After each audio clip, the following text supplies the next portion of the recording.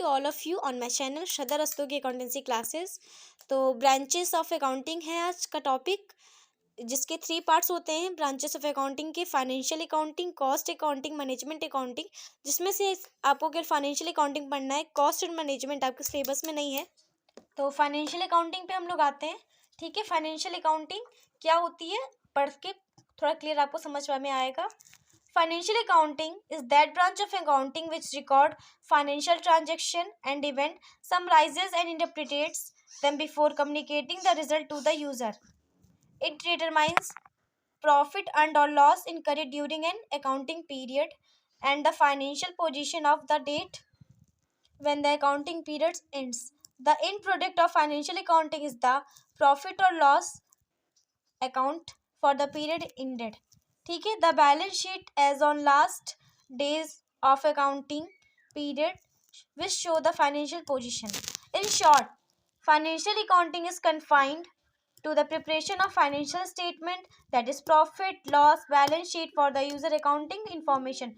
मतलब जो financial accounting है हमें उससे क्या पता चलता है, प्रॉफिट हुआ है कि लॉस हुआ है बिजनेस में as a end of the year. End of the year मतलब हमारा जो पूरा अकाउंटिंग ईयर होता है 12 मंथ्स का होता है, जो कि 1 अप्रैल से 31 मार्च तक होता है।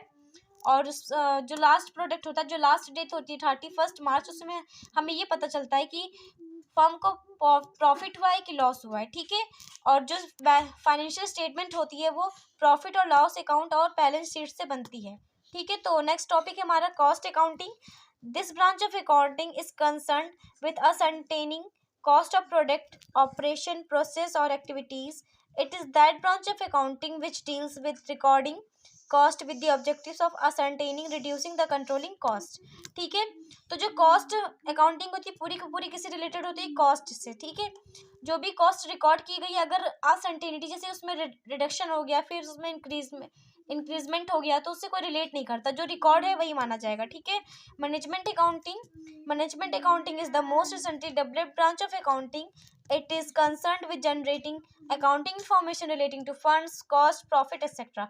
मतलब जो मैनेजमेंट अकाउंटिंग है वो कैसे रिलेट करती है, कॉस्ट, फंड्स, प्रॉफिट एक्सेट्रा। ठीक है, लोन हो गया बिजनेस का, इन सब चीज़ों से भी रिलेट करती है। ठीक है, we may say that branch accounting address the need a single user or a group as a company, as a firm, management। Okay, तो अब आते हैं बुक कीपिंग पे। ठीक है, तो book keeping as a part है अकाउंटिंग का, और जो अकाउंटिंग है वो एक वाइडर कॉन्सेप्ट है, लेकिन जो बुक कीपिंग वो एज अ पार्ट है अकाउंटिंग का। ठीक है, तो अब बुक कीपिंग पढ़ते हैं। बुक कीपिंग क्या होती है, रीडिंग करने से हमें थोड़ा क्लियर हो जाएगा।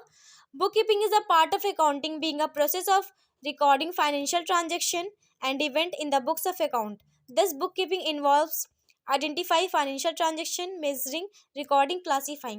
मतलब जो 6 स्टेप्स होती है उसमें के जो ऊपरी 4 स्टेप्स होते हैं या फिर फर्स्ट 1 जो 4 स्टेप्स होते हैं वो सारी किस में आते हैं, बुक कीपिंग में, और जो रिमेनिंग 2 रह जाते हैं वो अकाउंटिंग में आते हैं। ठीक है, तो आइडेंटिफाई देखता है कि फाइनेंशियल ट्रांजेक्शन हो रहा है कि नहीं, मेजर करता है मनी के टर्म में, रिकॉर्ड करता है अलग अलग बुक्स में।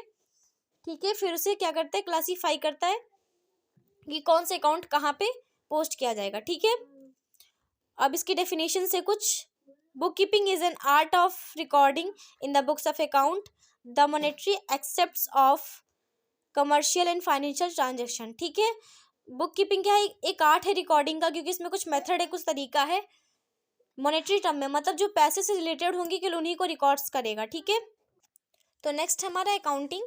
तो accounting is a wider concept than book keeping. ठीक है, क्योंकि बुक कीपिंग एक पार्ट है अकाउंटिंग का, तो ऑब्वियसली अकाउंटिंग एक वाइडर कॉन्सेप्ट है। It start where book keeping ends. मैंने कहा था ना आपसे, जो आगे के 4 स्टेप होते हैं वो बुक कीपिंग में आते हैं, और जो रिमेनिंग 2 बच जाते हैं वो इसमें अकाउंटिंग में आते हैं। तो ये आपके सामने टेबल है स्क्रीन पे, आप इसे रीड कर लीजिएगा। इसमें आपको कोई सा भी प्रॉब्लम होगा तो कमेंट करिएगा, मैं इसके सेपरेट वीडियो बनाऊंगी।